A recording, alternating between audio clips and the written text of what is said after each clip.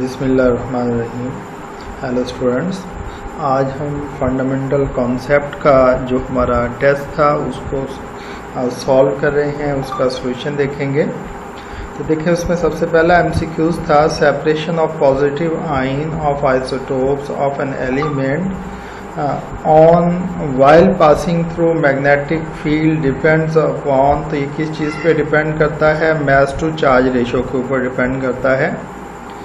Second है which isotope of an element in third period of periodic table contain same number of neutron as sulphur, और sulphur का atomic number 16 और atomic mass 32 है।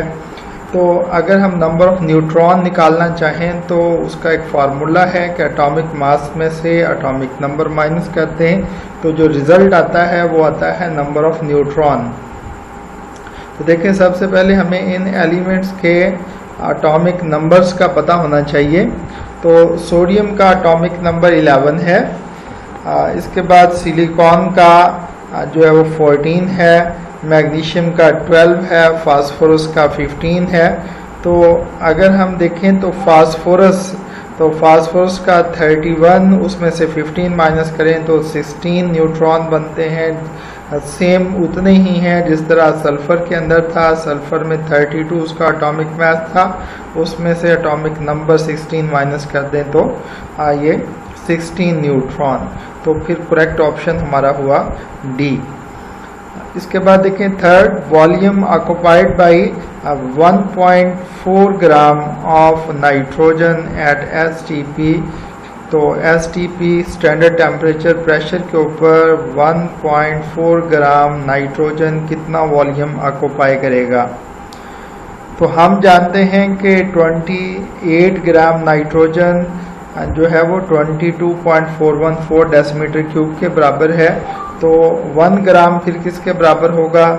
22.414 divided by 28, और 1.4 ग्राम फिर किसके बराबर होगा? तो हम उसको मल्टीप्लाई कर देंगे 1.4 से, और ये रिजल्ट आ जाता है हमारे पास 1.12 डेसीमीटर क्यूब। तो देखिए, नेक्स्ट क्वेश्चन नंबर 4 था 0.36 mole of aluminium and oxygen react to produce alumina. कि एल्यूमिनियम ऑक्सीजन के साथ रिएक्ट करता है, दोनों के नंबर ऑफ मोल 0.36 हैं। Which of the following is limiting reactant and non limiting reactant mean excess reactant. तो आपने बताना है कौन सा लिमिटिंग रिएक्टेंट है और कौन सा एक्सेस रिएक्टेंट है। तो देखें, सबसे पहले हमने क्या करना है कि जो 0.36 ग्राम हैं इनको हम मोल्स जो हैं इनको हम ग्राम्स में चेंज कर लेंगे। दोनों के हम मल्टीप्लाई कर देंगे एटॉमिक मास के साथ, और ये 9.72 एंड 11.232 ग्राम बन गया। तो हम जानते हैं बैलेंस इक्वेशन के मुताबिक 2 एटम एल्यूमिनियम के रिएक्ट करते हैं 3 एटम ऑक्सीजन के साथ और बनता है एल्यूमिनियम ऑक्साइड।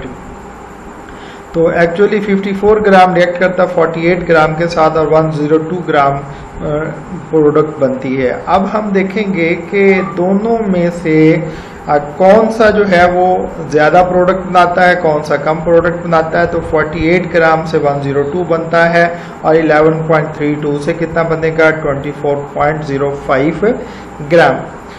तो इस तरह 54 से बनता है 102, और फिर 9.72 से कितना बनेगा? 18.36 ग्राम। तो इट मीन कि इससे कम बना, तो ये जो है हमारा एल्यूमिनियम ये लिमिटिंग रिएक्टेंट है, और ऑक्सीजन जो वो एक्सेस रिएक्टेंट है। तो इसके बाद देखें, नेक्स्ट है कि which one of the following is equal to 1 mole of water. तो इसमें से कौन सा जो है वो 1 मोल वाटर के बराबर है?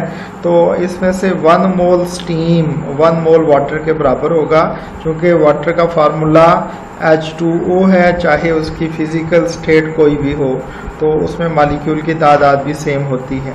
a collection 0.55 gram of electron is equal to.